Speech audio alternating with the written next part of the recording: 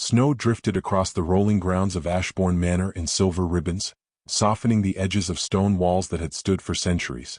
Christmas was only 10 days away, yet little in the great estate suggested celebration.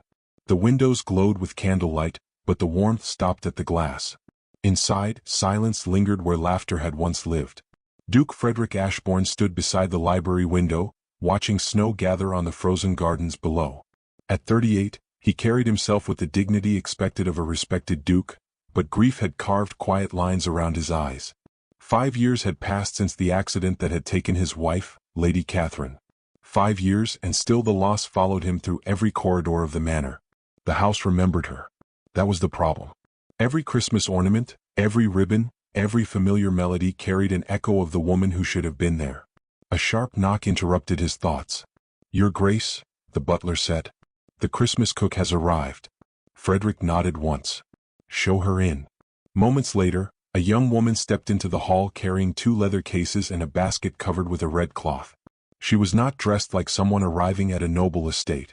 Her coat was practical, her boots dusted with snow, and loose chestnut curls escaped beneath a wool bonnet.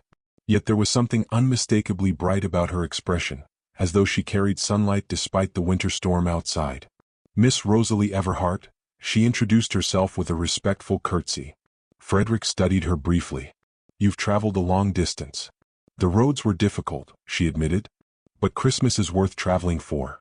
The answer caught him off guard. Most people spoke of Christmas with obligation.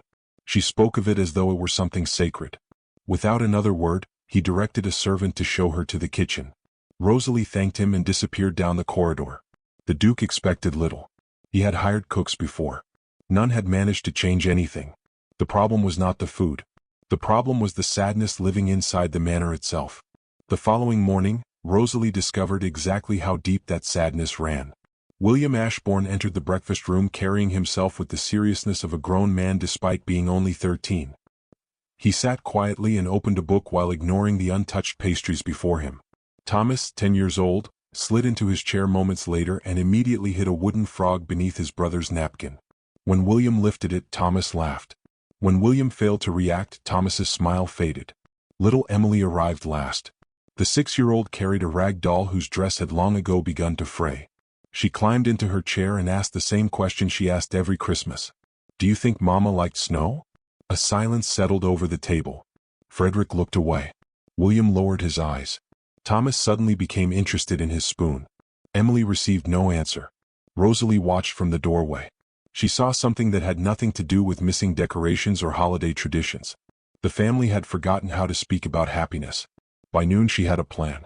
The kitchen became her battlefield. She ordered fresh spices from the village. She filled jars with cinnamon sticks, cloves, and nutmeg. She hung evergreen garlands around the windows. She lit candles scented with orange and vanilla. By evening the entire room smelled like Christmas itself. The servants gathered in astonishment. The next morning she began baking. The scent reached every corner of the manor. Thomas appeared first. He followed the smell like a hunting dog. "What are those?" he asked. "Gingerbread stars." "Can I have one?" "You can earn one." His eyes narrowed suspiciously. "How?" "Help me make them." Within minutes he was covered in flour. William appeared shortly afterward, claiming he only wanted a glass of water.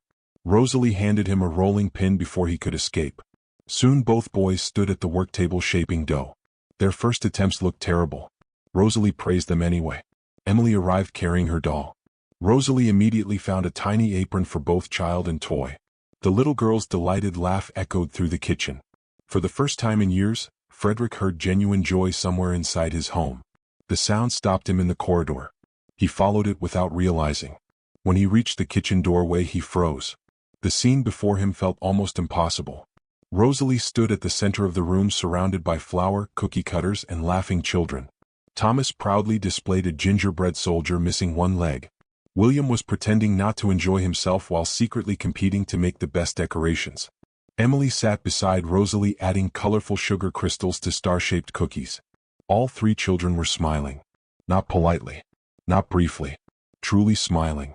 The sight struck Frederick harder than he expected. For 5 years he had watched grief settle over his children like winter frost. Now somehow this stranger had reached them in less than a week. He remained hidden in the doorway. Rosalie glanced up unexpectedly. For a moment their eyes met. She saw surprise in his expression, perhaps even gratitude. Neither spoke. The moment passed. Days slipped by. The kitchen became the heart of the manor. Snowman contests appeared in the gardens. Hot chocolate simmered every evening. Christmas songs drifted through hallways that had been silent for years. Even the servants seemed lighter. The change was impossible to ignore. On Christmas Eve morning, Rosalie found Emily asleep beside the kitchen fire after a long night of decorating cookies. Without waking her, she gently lifted the child into her arms and settled into a nearby chair. Emily instinctively curled against her shoulder. The little girl's hand remained wrapped around a ribbon she had planned to place on a cookie box. Rosalie brushed a loose strand of hair from Emily's forehead. Across the room, Frederick stopped in the doorway. The sight rooted him to the floor. For one aching moment, illuminated by firelight and Christmas candles, Rosalie looked exactly like something Ashbourne Manor had not possessed in 5 long years. Oh. And for the first time since Catherine vanished into the darkness of that distant winter, Frederick found himself wondering whether Christmas had brought more than a cook into his house. Christmas Eve passed beneath a veil of snow and candlelight, but the warmth that had returned to Ashbourne Manor did not disappear when the holiday ended. Instead, it lingered in the corridors, settled in the drawing rooms, and followed the children wherever they went. For the first time in years, the estate no longer felt like a place mourning the past. It felt like a place trying to remember how to live. Rosalie noticed the change most clearly in the children. William no longer hurried through meals to hide in the library. Thomas had reduced his mischief to manageable levels. Emily smiled more often than she sighed. Yet beneath every improvement lingered the same invisible wound. Their mother. The absence sat quietly behind every laugh. It appeared in unfinished conversations, in hesitant glances, in the way certain questions still silenced an entire room. Rosalie understood grief well enough to recognize its shape. She also understood something else. People disappeared twice. Once when they were lost, and again when nobody spoke of them anymore. The idea arrived unexpectedly one snowy evening. The children were helping her package leftover Christmas biscuits for the village families when Emily held up a faded ribbon. "It belonged to Mama," she whispered. Rosalie studied the ribbon. Its blue color had nearly faded with age. Yet Emily held it as though it were treasure. "What else do you have?" Rosalie asked. The little girl brightened. "A lot of things." An hour later the dining table was covered with keepsakes. Old ribbons, pressed flowers, handwritten recipe cards, several worn photographs, a silver button from a traveling cloak, tiny fragments of a woman who had once filled the manor with life. Rosalie looked at the collection. Then she looked at the children. "We should make something special." Thomas tilted his head. "Like what?" "A Christmas memory book." William frowned slightly. "A scrapbook?" "A scrapbook," Rosalie confirmed. Emily immediately clapped her hands. The idea spread through the room like fire through dry leaves. The next morning they transformed an unused writing table into their headquarters. Sheets of parchment appeared. Colored inks arrived. Boxes filled with ribbons and decorative paper were brought from storage. For the first time in years, the children approached memories of their mother with excitement instead of fear. Each evening became dedicated to the project. Rosalie established one simple rule. Every page had to tell a story. The first page belonged to William. At 13 he carried responsibility like armor. He carefully selected a photograph showing himself as a small boy sitting atop a pony while Lady Catherine stood beside him. Rosalie noticed the softness that entered his expression. "What do you remember?" she asked. William stared at the picture. "She never let me quit." Rosalie waited. "When I was learning to ride, I fell off constantly. I wanted to give up." His fingers brushed the photograph. "Mama told me courage wasn't about never falling. It was about getting back on." For a moment his voice almost broke. Then he recovered himself. Rosalie wrote his words beneath the photograph. William watched silently. The memory seemed to ease something inside him. The following evening belonged to Thomas. Unlike his brother, he approached the task with restless energy. He placed a pressed daisy on the page. Rosalie raised an eyebrow. "A flower?" Thomas grinned. "Mama and I used to throw them at William when he was reading." William rolled his eyes. "You threw them?" "Mama supplied ammunition." For the first time, all 3 children laughed together while discussing their mother. The sound filled the room. Not painful. Not sorrowful. Joyful. Rosalie carefully recorded the story. As the days passed, the scrapbook grew thicker. Every page revealed another piece of Catherine Ashbourne, a woman who loved practical jokes, a woman who baked blackberry pies every autumn, a woman who sang loudly despite possessing a terrible singing voice, a woman who danced in the kitchen when nobody was watching. Slowly, she transformed from a tragedy into a person once more. Emily's contributions proved the most difficult. She had been only a year old when her mother vanished. Most of her memories were fragments. A scent, a lullaby, the feeling of being held. One snowy afternoon, Rosalie sat beside her with colored pencils. "What do you remember most?" she asked gently. Emily thought for a long time. Finally, she began drawing. A woman surrounded by stars.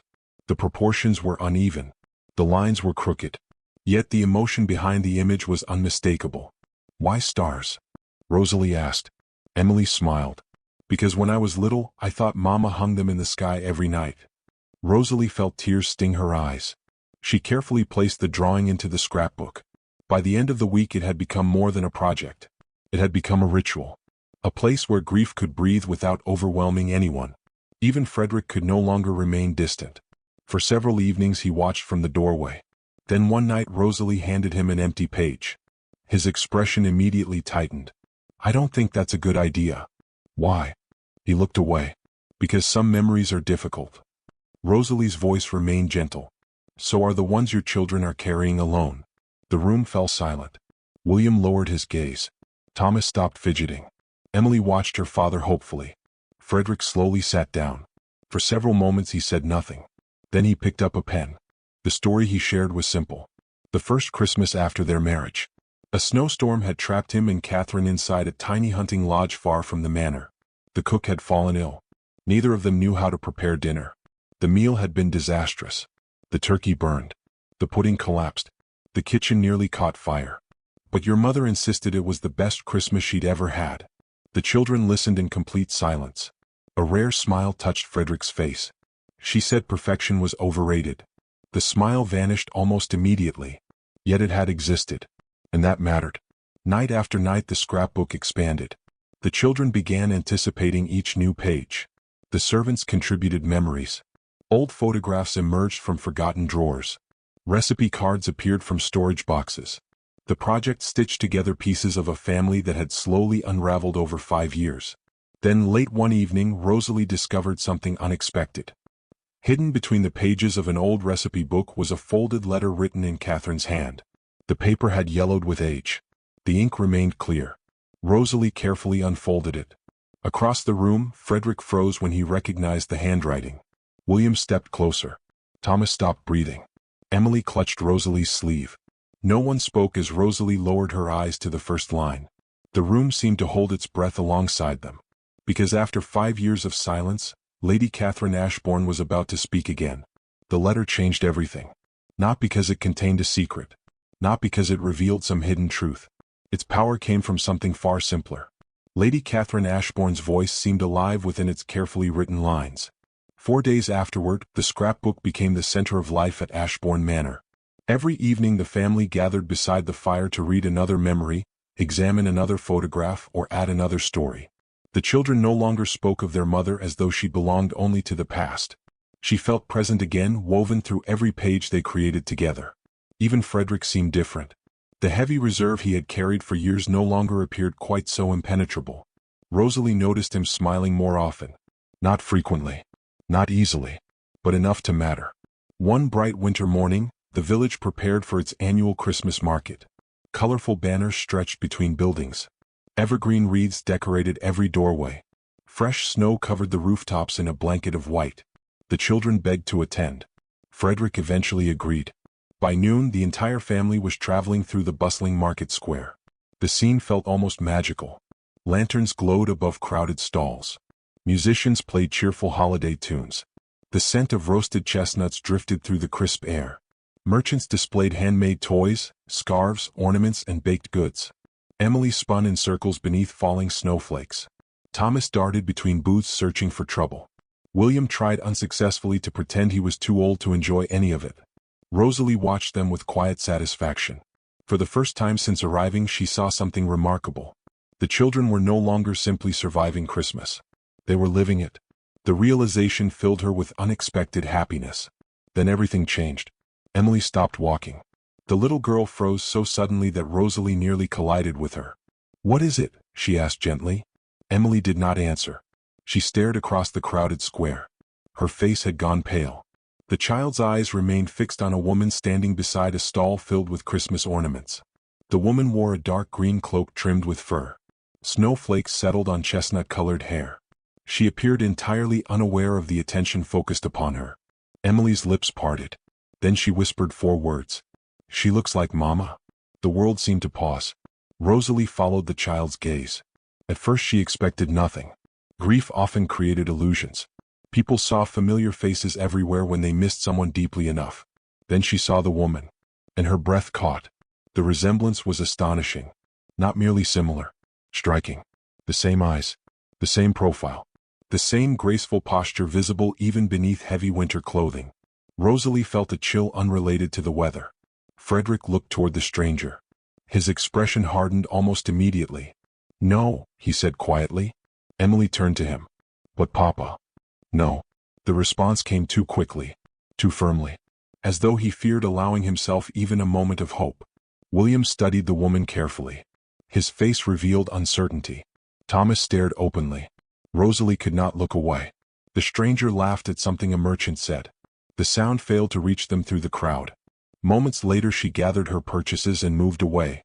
Emily took a step forward. "Mama?" The woman never turned. Within seconds she disappeared among the hundreds of holiday visitors. The moment ended. The crowd swallowed her completely. Frederick immediately encouraged the children to continue shopping. He treated the incident as though it had never happened. Yet Rosalie noticed the tension in his jaw, the stiffness in his shoulders. The encounter had affected him more than he wished anyone to know. For the remainder of the afternoon, Emily remained unusually quiet. That evening, after the children had gone to bed, Rosalie found Frederick standing beside the library fireplace.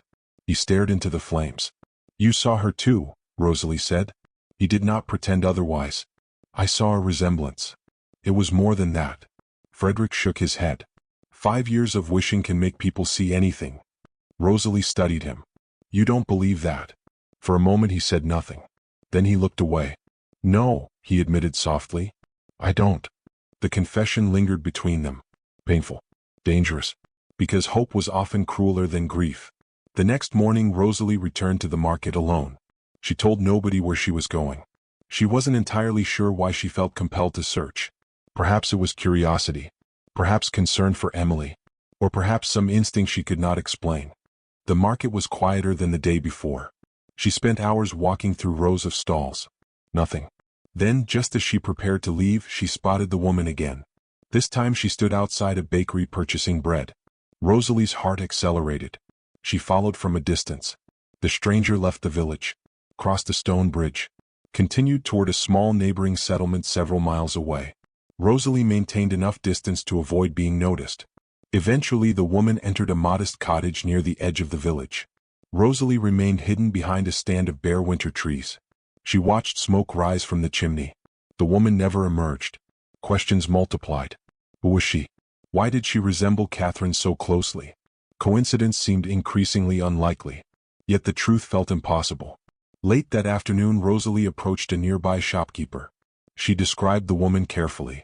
Recognition immediately appeared on the elderly man's face. "Oh, you mean Mrs. Eliza Gray." Rosalie felt a strange flutter in her chest. "How long has she lived here?" The man considered the question. "Almost 5 years now." 5 years. The number struck her like a physical blow. Exactly 5 years. The same length of time Catherine had been gone. Rosalie forced herself to remain calm. "Does she have family?" "Not that I know of." The shopkeeper shrugged. "She arrived after an accident. Poor thing could barely remember her own name. Folks around here helped her start over." Rosalie's pulse thundered. An accident. Memory loss. 5 years. The pieces refused to fit together logically. Yet they continued fitting together nonetheless. That evening she said nothing to the family. Not yet. She needed facts, not suspicions. Over the following days she quietly returned to the village. Each visit deepened the mystery. Every person told the same story. The woman had appeared nearly 5 years earlier. Confused, injured, unable to remember her past. No relatives had ever come searching. No history existed before her arrival. One snowy afternoon, Rosalie watched from across the street as the woman stepped from a dressmaker's shop. A gust of wind lifted her cloak. For a brief moment something glimmered at her throat. Rosalie froze. The woman reached instinctively for the necklace. But not before Rosalie saw it. A silver locket, oval-shaped, decorated with an engraved rose. The exact locket visible in 3 separate photographs preserved inside the Ashbourne family scrapbook. The exact locket Catherine Ashbourne had been wearing on the day she disappeared. Rosalie stood motionless as snow drifted around her. Across the street, the woman adjusted her cloak and continued walking, unaware that her entire life had just begun changing. And as Rosalie stared after her, one impossible truth settled into her heart with terrifying certainty. Lady Catherine Ashbourne was alive. Rosalie barely slept that night. The image of the silver locket haunted her thoughts long after darkness settled over Ashbourne Manor. She sat beside her bedroom window while snow drifted silently beyond the glass, replaying every detail she had uncovered. The accident, the memory loss, the 5 missing years, the resemblance, the locket. Each piece pointed toward the same impossible conclusion. Lady Catherine Ashbourne was alive. Yet knowing the truth and proving it were entirely different things. At dawn, Rosalie returned to the neighboring village. The winter sky hung low and gray above the countryside. Frost coated the hedgerows, and the frozen road crunched beneath her boots. She carried Catherine's photograph inside her coat pocket. By midday she stood once more outside the modest cottage. Smoke curled from the chimney. A faint light glowed behind lace curtains. Rosalie hesitated. Everything could change after this moment. Not only for the Ashbourne family. For herself as well. During the weeks she had spent at the manor, she had become part of something she never expected to find. The children trusted her. Frederick relied upon her. Their laughter filled her days. And somewhere along the way, without permission or warning, her heart had begun to care for them all. Most dangerously of all, it had begun to care for Frederick. She closed her eyes briefly. Then she knocked. Several moments passed. The door opened. The woman standing before her looked exactly as she had in the market. Chestnut hair. Gentle eyes. The familiar locket resting against her throat. For an instant neither woman spoke. "May I help you?" the stranger asked politely. Rosalie removed the photograph from her pocket. The woman's expression immediately changed. Confusion flickered across her features. Then uncertainty. Then something deeper. She stared at the image. Her hand slowly rose to her temple. "Where did you get that?" she whispered. Rosalie's pulse quickened. "Do you recognize her?" The woman looked down again. The color drained from her face. "I don't know." Her voice trembled. "But I feel as though I should." Rosalie spent the next hour inside the cottage. The story unfolded gradually, painfully. 5 years earlier, villagers had discovered the woman unconscious beside a flooded river after a carriage accident. Severe injuries and fever had nearly killed her.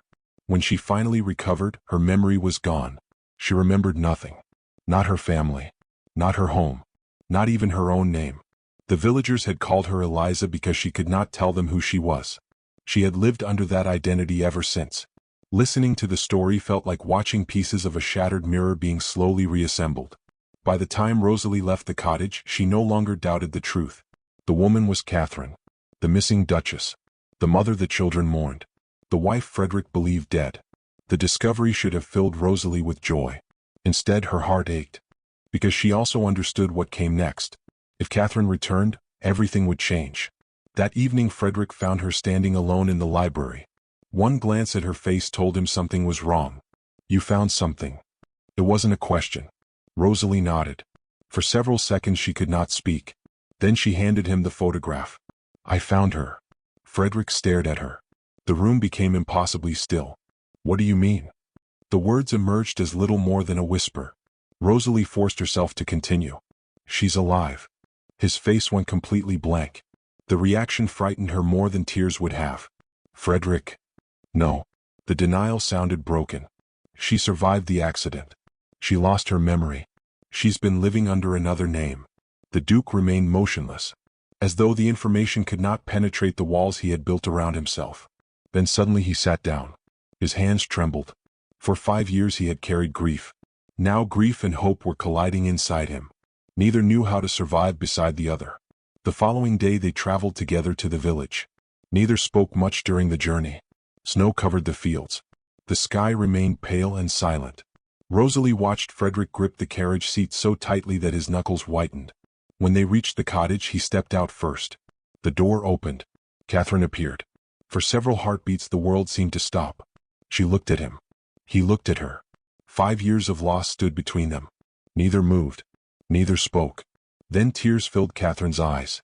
Not because she remembered, because something deep within her recognized that she should. Frederick's composure shattered. He crossed the distance between them. Catherine. Her name sounded like a prayer. The woman pressed trembling fingers against her lips. I'm sorry. The words broke apart. I don't know why, but I feel like I should be sorry. Frederick closed his eyes. Rosalie quietly turned away. The reunion belonged to them, not her. 3 days later, Catherine arrived at Ashbourne Manor.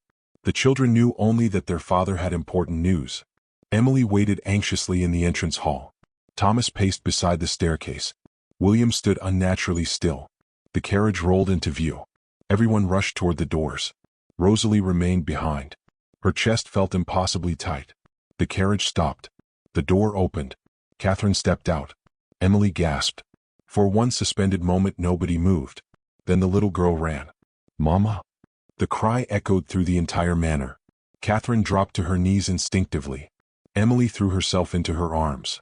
Both began crying immediately. Thomas followed seconds later. Then William. Even the oldest child could not maintain his carefully constructed defenses. 5 years of longing broke loose all at once. The sight reduced nearly every servant in the hall to tears. Frederick stood nearby, overwhelmed by emotions too large for words. Rosalie watched from the back of the crowd. A strange mixture of joy and heartbreak settled inside her. The family was whole again. That was what mattered. That was what she had wanted. Wasn't it?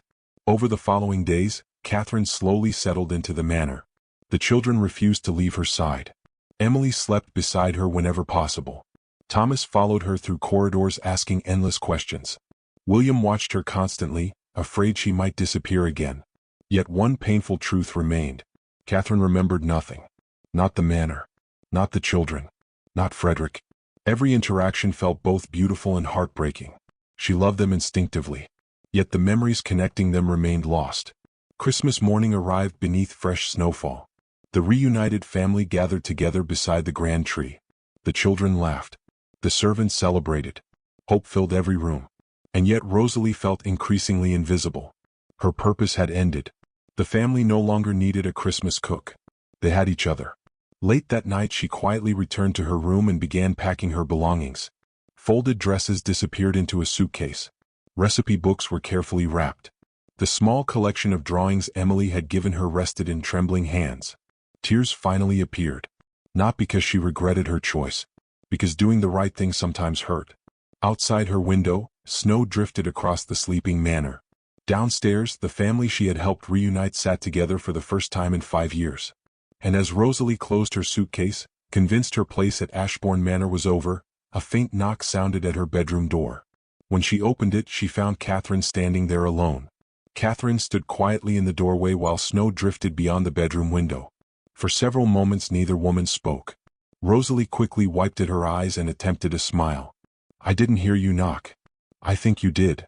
There was no accusation in Catherine's voice. Only gentle understanding. Her gaze moved toward the open suitcase resting on the bed. The folded dresses. The wrapped recipe books. The careful signs of departure. You are leaving. Rosalie lowered her eyes. The family is together again. Catherine stepped inside and softly closed the door behind her. The family was together when I arrived. Rosalie looked up in surprise. Catherine smiled sadly. No. Listen to me. She moved closer. I have spent days watching my children. They trust you completely. They run to you without thinking. They tell you things they don't tell anyone else. Rosalie struggled to answer. They simply needed someone. They needed you. The words struck deeper than Catherine could have known. A silence followed. Then Catherine reached into her pocket and carefully removed a folded piece of paper. I found this today. Rosalie recognized it instantly. A page from the scrapbook. One Emily had decorated with glittering stars. In crooked handwriting the child had written, "Things we never want to forget about Mama." At the bottom another sentence appeared. "Things we never want to lose again." Beside it Emily had drawn 2 stick figures holding hands. One was Catherine. The other was Rosalie. Tears filled Rosalie's eyes. I don't know what to say. Then say nothing. Catherine folded the page carefully. Just promise you won't leave before New Year's. Rosalie hesitated, then nodded. The next several days passed beneath a strange mixture of joy and uncertainty. Catherine remained at the manor. The children rarely left her side. Fragments of memory returned unexpectedly. A staircase would seem familiar. A favorite song would stir recognition. The scent of cinnamon would awaken something distant. None of the memories arrived completely. They appeared like scattered pieces of sunlight through fog. Yet each fragment brought her closer to understanding the life she had lost. One afternoon she discovered the scrapbook in the library. For hours she sat alone turning its pages. Every photograph, every recipe, every memory, every story. By evening tears covered her cheeks. Not because she remembered everything, because she finally understood everything. She understood what Rosalie had done. The young cook had preserved her existence when even her own memories had vanished. She had given her children a way to keep loving a mother they feared forgotten. She had carried Catherine's place within the family without ever trying to replace her. Most importantly, she had sacrificed her own happiness when the truth was discovered. Few people possessed such courage. Fewer still possessed such kindness. 3 days before New Year's Eve, another piece of Catherine's memory returned.